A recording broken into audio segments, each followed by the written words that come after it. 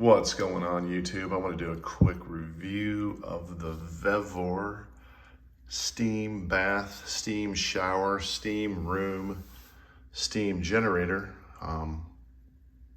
More likely you bought it on Amazon for about 250, 260 bucks. You could spend a lot more if you wanted to. This is a 9 kW unit.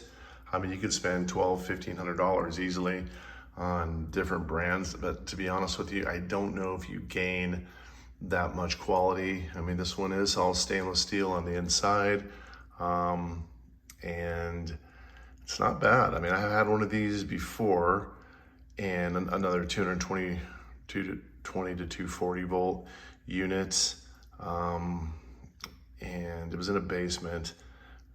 It was fantastic. I used it probably hundreds of times. This one I have installed underneath the sink, and not the ideal situation, but it's what I had to do. I had no choice. They're not really suitable for exterior elements installation. I bought mine. It did not come with the solenoid drain. I added mine myself. I think the solenoid drain one was close to 600 bucks, or the auto drain. I'm like, good Lord, man, I could buy a solenoid for 19 bucks, which I did. It is brass, it's not stainless, but it's fine, it's a drain. And put the nipples on there, and with my drain hose, I had to tap into the drain pipe with an NPT 1/2 inch tap, and away I went. No problem. So you're gonna wire this into J6. That's what it was on mine. J6, when you remove the lid here, the terminal connections are there towards the back. And J6, there's also a dip switch, little red switch with a white activation lever on it. You'll see it's really small, but if it doesn't drain, that switch may be in the wrong position. It defaults to drain, but it may be off. So just change position of that switch. I had to remove the handle of the wave valve that came with the unit. And I left the fastener on there, the nut, so I could turn it. So I just leave it open, goes into the solenoid, and drains down. While it drains, it does fill back up a little bit. So it is flushing, it's drain and flush. But you'll notice when it's all done with the process and you go to take your next steam shower or steam bath or whatever, you will notice that it goes into a fill mode. So it does empty the tank probably, not all the way, but pretty much drains it down. So it does go into fill mode. So there you go. And let's see, and then obviously there's 1,001 different installations for these things. Mine, I got my copper steam outlet pipe, goes into my shower there. You have to do a local disconnect.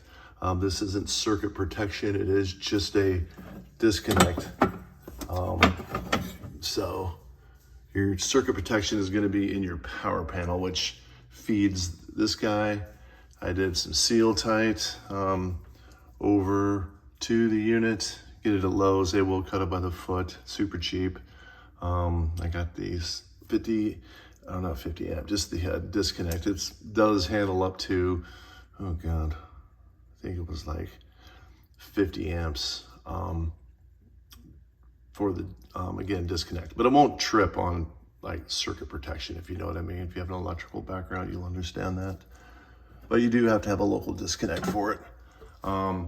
My cabinet here faces the outside of my house, so I ran the conduit over to my power panel, and then I drilled through the wall, and there you go on that. I can't really think of anything else I need to tell you. I did put it on blocks, get it up off the floor. It gets a little warm, but not bad. The enclosure itself under here, when I'm running it, I do leave this one door open, but it gets warm, but not hot. Not hot at all, but warm. So I just leave it open. I did buy one of these aftermarket water alarms. So there's a lot of moving parts here. I got an inlet hose, I got the steam line, I got the drain line, I got the sink, I got the supplies. If there is any water that hits the bottom of the cabinet here, it will sound, and it's loud. You'll have to trust me on that one. I got my control panel here, and I had to do some drilling. That was fun. Honestly, that was probably one of the hardest damn parts, fishing that thing through the wall. And I got all the tools. I got the camera where I could get behind the wall and see, and blah, blah, blah. It's just a pain in the ass, I ain't gonna lie. So I'm gonna go ahead and power this thing up. We'll run it, so I'm gonna turn it on. I just had it off, so I'm gonna go here. And I shut it off midstream, so it's gonna fill. But I shut it off when it was starting to drain, so I didn't want to drain the whole tank. You can hear it, not loud. I'll shut the doors.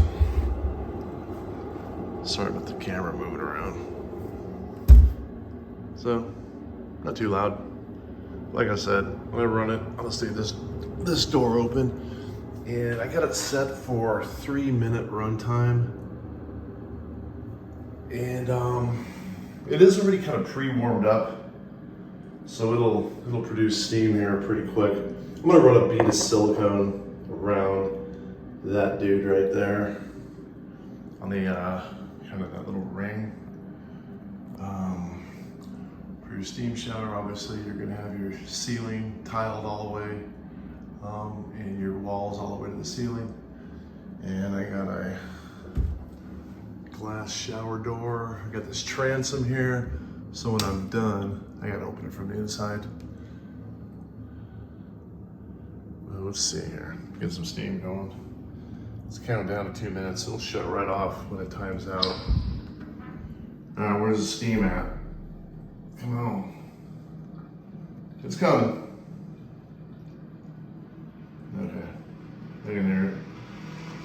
So,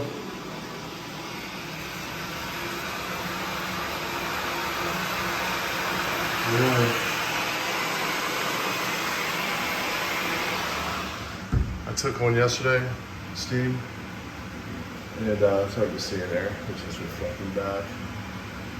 It works. I ain't gonna lie, man, this sucker works. And it regulated really well by temperature. I forget what I had it set to, but yeah. Showing 75 degrees now. It'll heat up right quick. That sensor does touch my tile and grout, so that gets a little cool, but it all equalizes and heats up really well.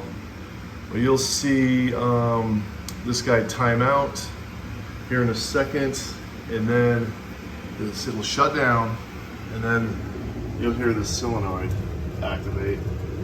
And you'll have to trust me on that one unless you want to wait around. Alright, it sounds like you want to wait around. We'll see what happens. I'll try to keep these videos under 10 minutes. Alright, come on. Filling up a little bit. Alright, I'll tell you what I'm going to do. I'm just going to shut it off. Ain't no sense in waiting. I shut it off. Do that solenoid, goes into drain. So it's running. Straight into that pipe right there. Now again, as it drains, you will hear it fill a little bit. It's flushing.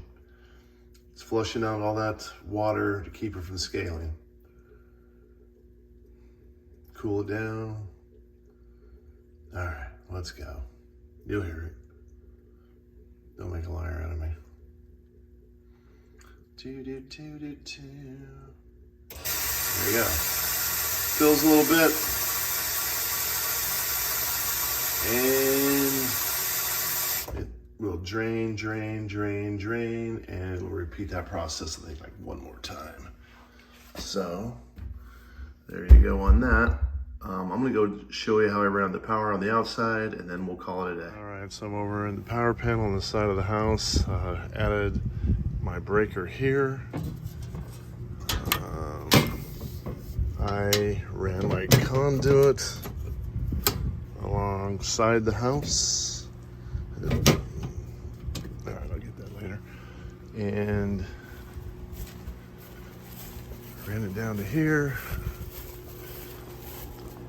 And I drilled and ran the LB into the wall with a nipple, and then I ran the wire the rest of the way through the cinder block. So there you go. That's pretty much it. I mean, like I said, every installation is going to be different. I mean, this isn't a step-by-step video, obviously. I mean, I'm just going to show you what I did, and the steps are going to be based on your ability to do these types of things. But there you go. Have a great one. See ya.